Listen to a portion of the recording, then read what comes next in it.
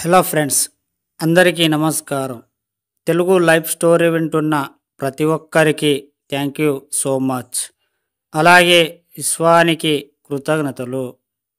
కాసేపు మీరు టైం ఇచ్చి వింటున్న ప్రతి ఒక్కరికి మనస్ఫూర్తిగా నా ఛానల్ తరపున విశ్వాని నుంచి కృతజ్ఞతలు.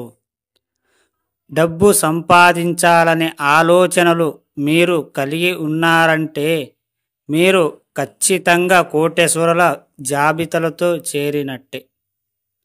సంపాదించాలనుకున్న మరో క్షణం ఖర్చు పెట్టడం కూడా తెలిసుండాలి. అప్పుడే ఖర్చుకి సరిపడే డబ్బు రావడం మొదలవుతుంది. అలాగే మీకు కావలసిన డబ్బును మీరు స్పష్టంగా చూడగలగాలి. డబ్బు పట్ల పూర్తి అవగాహనతో పాటు దాని రూపరేఖలు మీ మదిలో ప్రతిదీ ఊహించాలి. డబ్బు అనగానే ఒక వైబ్రేషన్స్ మిమ్మల్ని తట్టి లేపినప్పుడే మీరు దానికి అనుసంధానింపడతారు. ఎప్పుడైతే మీరు దానితో మమేకమవుతారో ఇక దాని గురించి మీరు ఆలోచించే పని లేదు. అది మీ అవసరాలన్నీ తీరుస్తుంది. కేవలం డబ్బు పట్ల మీరు కృతజ్ఞతలు కలిగి ఉంటే చాలు. డబ్బు మీరు వేరు కాదు.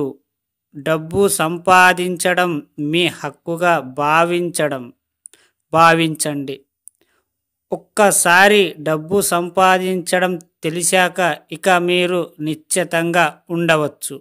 మీరు డబ్బు కావాల్సిన హాయిగా మీ కోరికలను నేర్చుకోవచ్చు.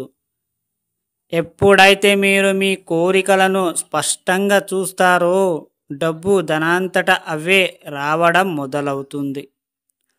డబ్బుకి సంపద తోడవుతుంది. మీరు మీ ఆలోచనలు నిరంతరం డబ్బు సంపదపై పెట్టినప్పుడే అది సాధ్యమవుతుంది. మీరు చేయాల్సింది ఒకటే. ప్రతిరోజు మీరు 100 సార్లు కృతజ్ఞతలు చెప్పుకోవాలి. మీరు ఏమేం చేస్తారు, మీకు ఏమేం సహాయం చేస్తాయి. అలాగే డబ్బుకి మాత్రం ప్రతిసారి కృతజ్ఞతలు చెప్పాలి.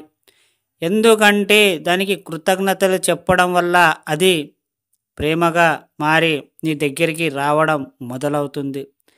ఎప్పుడైతే మేము ఒకరికి ప్రేమ చూపిస్తామో అప్పుడు అది కూడా మనల్ని ప్రేమ చూపిస్తుంది.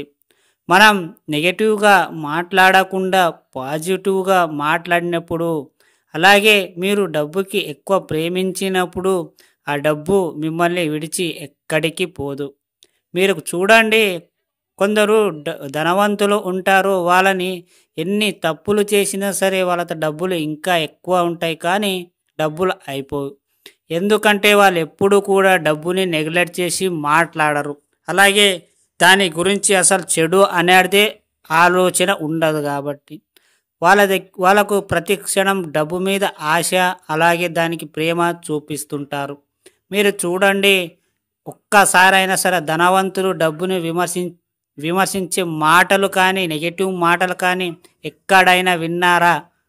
మీరే గమనించండి.